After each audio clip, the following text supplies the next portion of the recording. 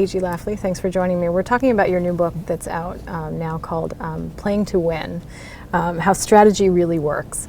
So you outline in the book, obviously, sort of the core tenets of effective business strategy through the lens of your experience as CEO of Procter & Gamble. What are the universal truths of effective business strategy? Effective business strategies are essentially choices to win in the marketplace with a very specific group of customers or consumers. And but I would argue that most people probably think that's what they're always doing, right? Even when they're choosing the wrong avenues. I think a lot of folks will tell you that they have a strategy, and they may or may not. Some don't really have one.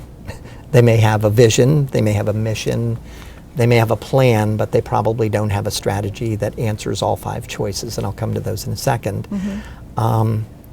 Or they have a strategy, but it's flawed in some way.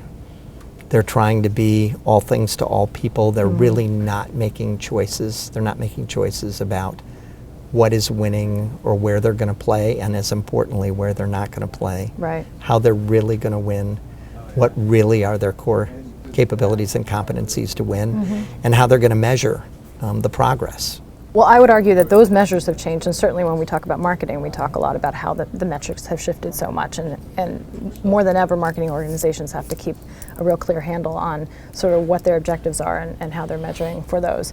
Do you think that effective strategy is more now these days of the smaller entrepreneurial startups, or is it necessarily the core ability of the larger companies like a P&G, for example? I think the fundamental metric for most businesses, and even for a lot of not-for-profits, the fundamental measure of winning is, am I creating a customer? And am I creating more customers? And are my customers more loyal to me? Do they love my product more? Do they love my service more? Do they think it's a better value? And therefore, as a result, do more of them try me, do more of them buy me, and do more of them use me loyally? Right. I mean, if you think of the local symphony or the local movie theater or the local playhouse, they're in the business of creating customers that become regular users of their product and service. Sure. It's the same thing for P&G, it's the same thing for GE, it's the same thing for a small startup business. Okay, but now you clearly were at a company where marketing was king, a brand-led business. Can the same be said of a company that isn't so brand-centric? I think so, because even if you take B2B businesses, industrial product businesses, or business service businesses, they still have customers. They're only successful if they create new customers and more customers. No sales without customers, right? No profit without sales. Yep. So I would argue it's just as important. They need to change their mindset a little bit. They tend to be more product-driven, more engineering-driven, more technology-driven. Right. And they need to become more market-driven, and they need to think about how their industry organizes into customer segments and what those customer segments really want and need. And then that find a begs way the to give it to question, them. what's the role of brand at those organizations too? Well, I think brand is actually becoming more important in B2B organizations, certainly more important in service organizations. We were talking earlier about how law firms need to brand themselves, accounting firms need to brand themselves, all kinds of service. Healthcare increasingly is branding itself. Now, I think a brand is important. A brand fundamentally is a promise to a customer. Why should you purchase my product in preference to all the other choices that you have? If you get the brand right, it's a relationship with the customer. And if you get the brand really right, your customers not only buy you and use you, they become ambassadors for your brand. They tell their friends about you. Is the strategy, the business strategy that P&G employed when you were there, the right strategy for P&G today? Broadly, P&G's strategy hasn't changed for 175 years. I mean, P&G is on a differentiated, consumer-focused, branded product strategy.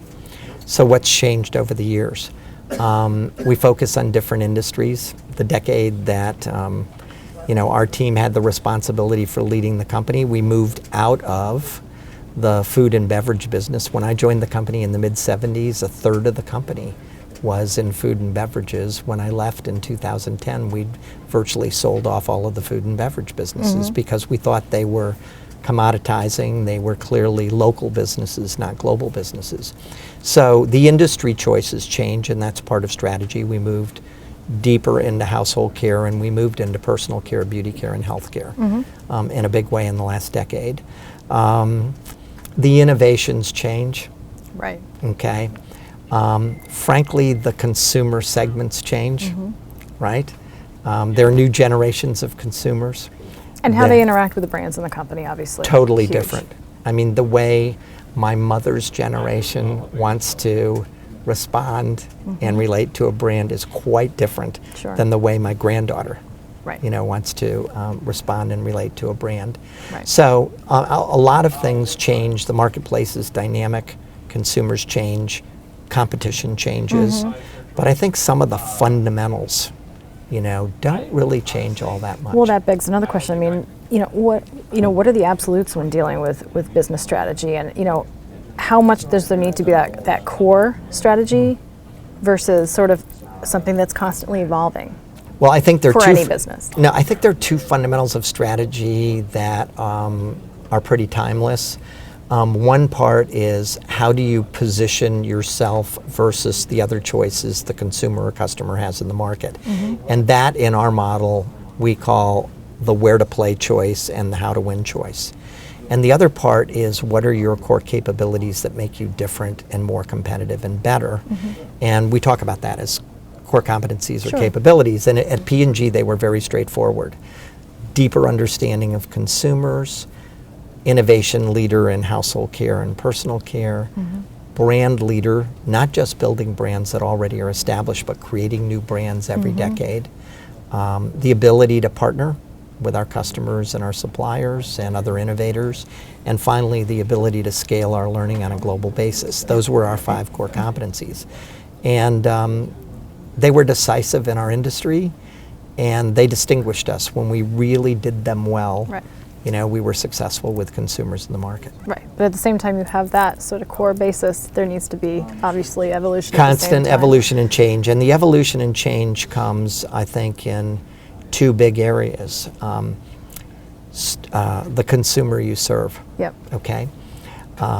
We talk about the Olay story in the book. We acquired Olay with Richardson Vicks in the mid-'80s. It was a good brand, all right? We built the brand from $100 million in sales in the mid-'80s to several hundred million in sales by the end of the '90s. Right. But what was going on? Our consumer base was aging. In the late '90s, the biggest segment was this anti-aging, anti-wrinkling segment. That was relevant and important to 50-year-olds and up, okay? So we were in danger of shepherding a brand to the last user. Sure. And we said, gee, this has got to change. First, if we're going to become a real player in beauty care, we're going to have a global skincare business and brand. And secondly, we've got to find a way to relate to women of all ages. So the first thing we did is we did our consumer homework, and we learned that, guess what? Women at 30 and 35 are already starting to pay attention to different signs of aging. Drying skin, age spots, sun damage, So you did your the list goes before on. you were ready We to- did our homework with consumers, and we moved the point of entry for anti-aging from 50 to 30 to 35. We created boutique lines of products that looked like and performed better than the best prestige products. And then we sold them at a price point between prestige and mass, and we sold them in mass channels, so they were accessible. So you bumped the price up, really. It was unbelievable. Yeah, it was unbelievable. So all of a sudden, Olay that was selling for $5 to $10 over the next 6 years, we introduced 4 boutiques, Total Effects, Regenerist, Definity, and Pro X. all of a sudden Olay's price ranged from $15 to $60. Sure. The product was fantastic.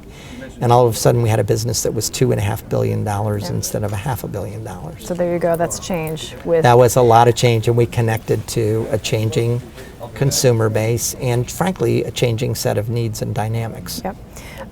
Last quick question. Global brands, obviously, Yes. was the world that P&G certainly played in. A lot of other companies these days are. How has the definition of a global brand, a truly global brand, evolved over the years as well? Wow, that's a big question. I guess I'd say two things. One, in our consumer household care and personal care categories, most of the consumers make very local decisions for themselves. They shop very locally, and they're influenced by a lot of stimuli in the store and advertising and publicity that's pretty local. And you always have to remind yourself of that. Sure. So when you have a brand that you think has the potential to be global, you have to make sure you can connect it locally to the consumer. And I think at P&G, we were most successful when we kept our finger on the pulse of the local consumer. We're willing to create products in our line, and price points and packaging offerings that appealed locally. And at the same time, we were able to create an image and have a single promise that was universal and applied really on a worldwide basis. It was a delicate balance. Definitely. And that still applies today, obviously. Still a delicate balance. Yeah.